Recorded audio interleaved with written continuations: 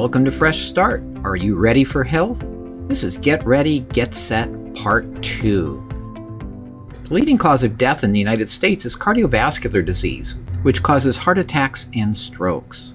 This is due to atherosclerosis, the clogging of our arteries. There are several things that lead to this that are under our control. These are called modifiable risk factors. They include high blood pressure, diabetes, overweight and obesity, lack of physical activity, high cholesterol, stress, and smoking. We need to ask the question, what is normal? Do you want a normal cholesterol or an optimal cholesterol? For example, half the people admitted to hospitals in the United States with heart attacks have a normal cholesterol. Maybe we really want an optimal cholesterol.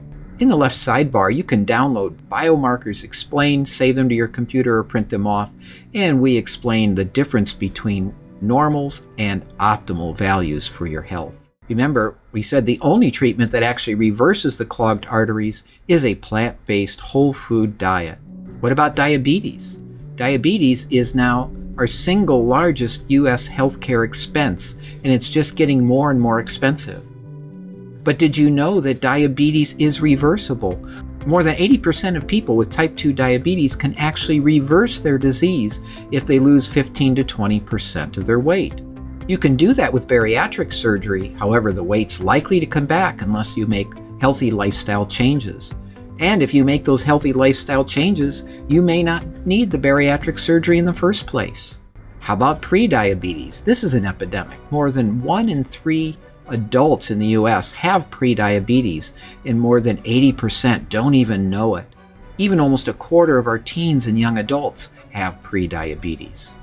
Prediabetes is not pre-disease. If you have it, you're already developing disease in your heart and blood vessels and eyes and kidneys and nerves. This really should be called stage 1 diabetes. More than 70% of people with this will go on to develop full-blown diabetes. And like cardiovascular disease, there are modifiable risk factors for diabetes, things that you can deal with, like an unhealthy diet, being overweight, and being physically inactive. By dealing with these same risk factors, it's not just diabetes that you'll help, it's not just cardiovascular disease, preventing those heart attacks and strokes, it also helps prevent cancer, helps treat depression and anxiety, autoimmune diseases, and many other common diseases. Are you considering surgery, maybe for those total hips or knees, or a bariatric surgery to help you reduce weight? If you apply what we're teaching, you may find that you don't need the surgery at all. But even if you do, you'll heal better and likely have less complications. How about heartburn? Do you need surgery for that? Try lifestyle change first. You might find out you don't need that surgery either. We can help with that through teaching you about how to lose weight in a healthy way and which foods and substances to avoid.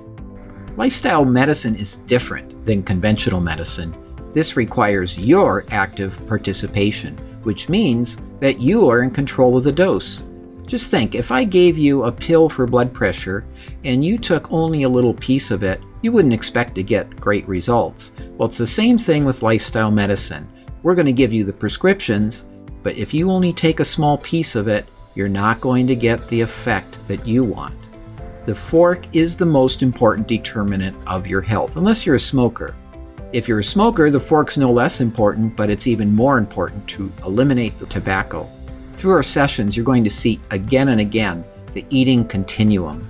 We'll explain that to you in more detail in future sessions. However, we want to point out that our poor health is due to the foods on the left, those animal products and high processed foods, things that we eat way too often and in too great of quantities. We want you to eat more of are those plant-based whole foods, fruits, vegetables, legumes, whole grains, things that will help you gain the health that you want. Are you ready for health? We're ready to help you.